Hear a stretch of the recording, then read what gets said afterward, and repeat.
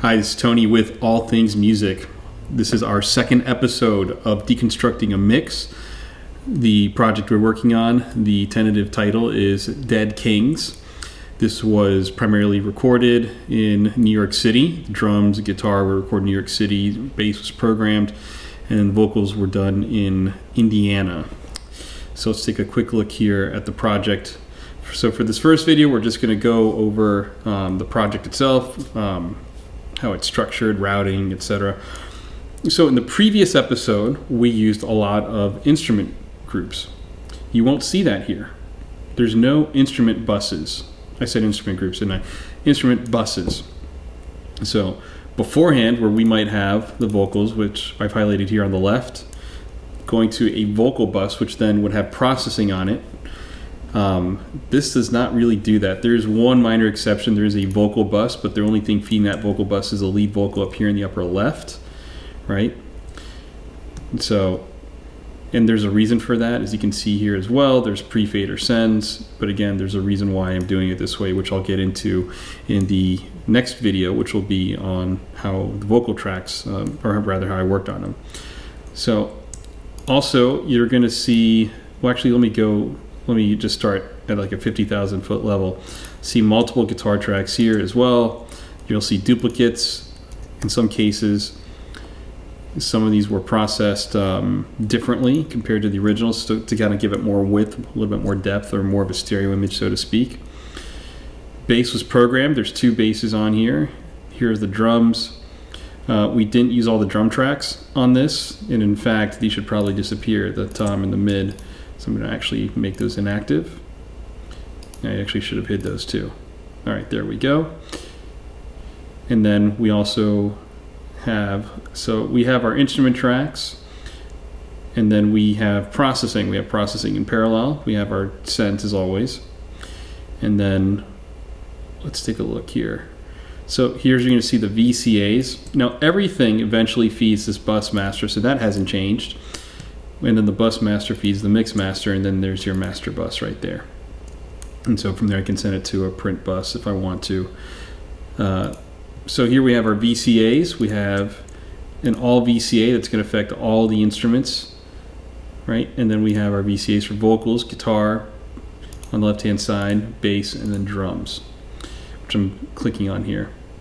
We have our different aux sends here, or aux buses, effects buses. So we have one for vocals. Actually, we have 3 reverbs for vocals. We have 2 different delays for the vocals. Guitar has 3 different reverbs. Black Hole, my favorite, one of my favorite reverbs, made by Eventide.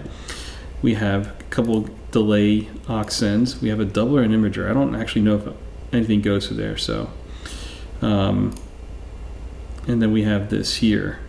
So we have this drum reverb. There's just a little bit of reverb on, I think the snare drum is feeding the reverb a little bit. Drum imager, don't ask me why I did that. Another drum reverb, which I don't really think I use too much of, and 2 drum delays. I don't think I use those. But maybe at some point it made sense when I was starting to mix this track. So another thing, this track is a remix. So I was working on this project back in September. I wasn't happy with it, and I decided to consult with Craig Bauer of Hinge Studios out in Denver. Craig, pretty well respected mix engineer, and I consulted with him. So 30 Grammy nominations. I think he's been awarded also, I think 1, 2, maybe more Grammys. I'm not exactly sure, but so the original mix, and I'll do a before and after video at some point, wasn't really happy with it at all. It just didn't work at all with the track, and I scratched my head, and someone said you should talk to this guy, so I did. So now let's dive a little bit deeper in terms of how we structured this. So we have just this one vocal bus, but there's only one vocal track feeding this. We have parallel processing, as you can see here. That there's none of that happening with the guitar or the bass. I'm sorry, with the guitar there is some parallel processing with the bass.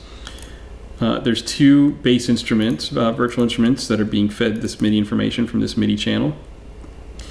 We have our drums all here, and we do have some parallel processing. As you can see, there's a drum crush bus, and then also some tape as well in parallel. So our bus master, everything is feeding the bus master, everything, which then feeds this mix master, where I have more processing on there. And then here, again, as I mentioned, we have our instrument aux buses. But the next video, we're going to go into the vocals, what we did with the vocals here. I left on a bunch of plugins, as you can see. And this is done on purpose to show you kind of what my thought process was. Next, I'm going to sort of A and B different plugins just to show you what I felt worked and what didn't work, and why I ended up choosing what the plugins that I did use and the settings that I picked, and the settings that I selected for them. So, anyways, I hope you enjoyed this video. Please feel free to like and share. And again, if you're looking for someone to mix one of your projects, please by all means feel free to send me a DM or comment below. Anyways.